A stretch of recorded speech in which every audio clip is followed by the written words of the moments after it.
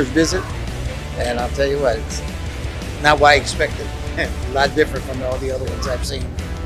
Amazing. The weather's perfect. It's my first time here, and it is awesome. We're not going to miss this event again. And if you're not here, you're missing out, because this is an amazing show.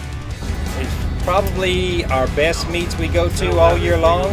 We go to about 20 meets a year. If you're looking to come to an event, whether it's a spectator, whether it's a vendor, it's an event like this, C10 Nationals, where you have thousands and thousands of people for that interaction, other truck guys, camaraderie. You're out here looking for parts, swap meets, got the used parts, we've got the new parts. It's just, this would be the event to go to. If you own a C10, this is the event you want to be at. That is definitely the amazing part about the C10 community.